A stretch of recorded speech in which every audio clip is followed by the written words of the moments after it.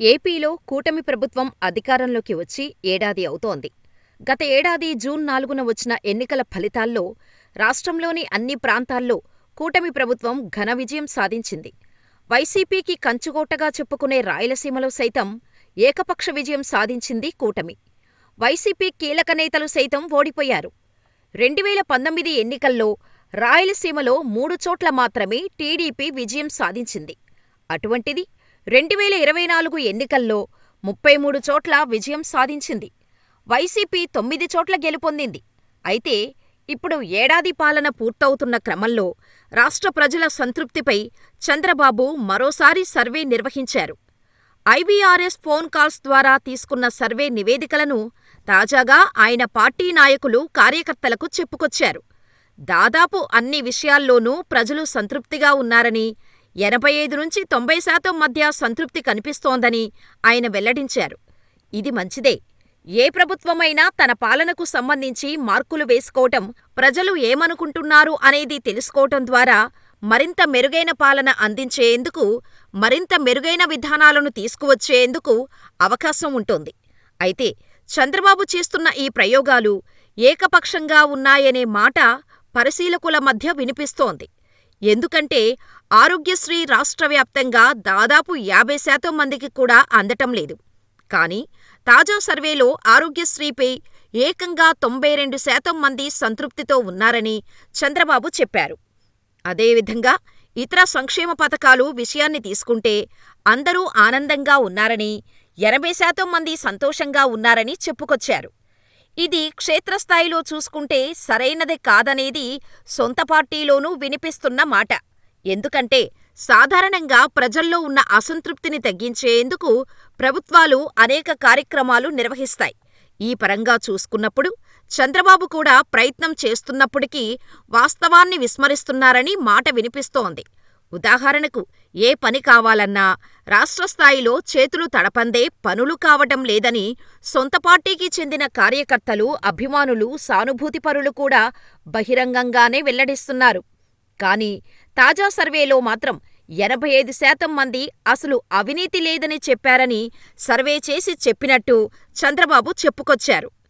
ఇక ఆస్పత్రుల్లో నిర్వహణ అత్యంత అధ్వానంగా ఉందని 4 రోజుల కిందట టీడీపీని బలపరిచే ఒక ప్రధాన పత్రిక ఆధారాలతో సహా బయటపెట్టింది. కానీ తాజా సర్వేలో 80% మంది ఆస్పత్రులలో నాణ్యమైన వైద్యం అందిస్తున్నారని, ఆస్పత్రుల్లో మౌలిక సదుపాయాలు అద్భుతంగా ఉన్నాయని తేల్చి చెప్పినట్టు చంద్రబాబు ప్రకటించారు. ఇక నగరాలు, పట్టణాల్లో వైద్య సిబ్బంది అందుబాటులో లేరని, వారు సొంత కార్యక్రమాల్లో తిరుగుతున్నారని గత వారం రోజులుగా కూడా పత్రికల్లో కథనాలు వస్తున్నాయి. తాజాగా కూడా ఒక వైద్యురాలు ఆస్పత్రుల్లోనే నిద్రపోవటం, ఆ సమయంలో పేషెంట్లకు వైద్యం అందకపోవటంతో ఓ చిన్నారి మృతి చెందిన ఘటన రాష్ట్రంలో చోటు చేసుకుంది. అయినా దీనిపై సంతృప్తి 90% ఉందని సర్వే చెప్పినట్టు చంద్రబాబు తేల్చి చెప్పేశారు. ఇక ఇసుక విషయానికి వస్తే ఇది సాధారణ ప్రజలకు అందుబాటులో లేదనేది అందరికీ తెలిసిన విషయం.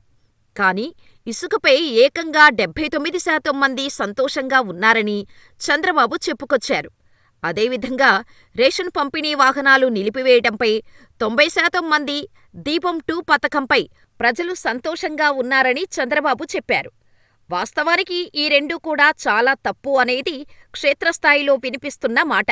రేషన్ డోర్ డెలివరీ లేని కారణంగా పంచాయతీలు, అదేవిధంగా నగరపాలక సంస్థలోని మారుమూల ప్రాంతాల్లో ప్రజలు ఇబ్బందులు పడుతున్నారు. 2-3 కిలోమీటర్ల దూరంలో ఉన్నటువంటి ఇళ్లకు వాళ్లు మోసుకొని వెళ్లాల్సిన పరిస్థితి ఏర్పడింది.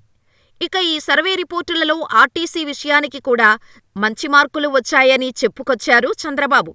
ఏకంగా ఆర్టీసీ సౌలభ్యంపై 90% మంది ప్రజలు సంతోషంగా ఉన్నారని చెప్పారు. కానీ ప్రైవేటు రంగాన్ని ఆర్టీసీ డామినేట్ చేయలేకపోతుండటం ప్రధానంగా చర్చనీయాంశం.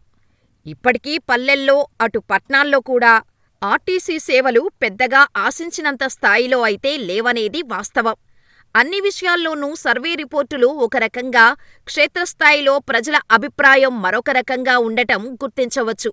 ఇదిలా ఉంటే మరికొన్ని సర్వే సంస్థలు విడుదల చేసిన సర్వేల ప్రకారం రాయలసీమలోని 4 పాత జిల్లాల్లో ఉన్న ప్రస్తుత ఎమ్మెల్యేలలో 90% మందిపై ప్రజల్లో వ్యతిరేకత ఉందని గుర్తించినట్టు తేలింది.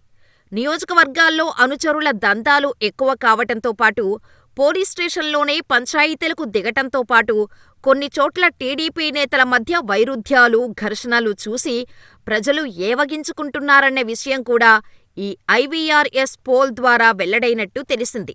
చంద్రబాబు సొంత జిల్లా అయిన చిత్తూరు జిల్లాలోని దాదాపు 90% నియోజకవర్గాల్లోనూ ఎమ్మెల్యేలు ప్రజా వ్యతిరేకతను ఎదుర్కొంటున్నారని తెలిసి చంద్రబాబు నష్టనివారణ చర్యలకు దిగారట. కర్నూలు జిల్లా అయితే మరీ దారుణంగా ఉందని తెలుస్తోంది. నగరం, రూరల్ అనేది తేడా లేకుండా ఎమ్మెల్యేలకు, నియోజకవర్గంలోని కార్యకర్తలు, నేతలకు మధ్య విభేదాలు తీవ్రమైనట్టు ఈ సర్వే చెబుతోంది.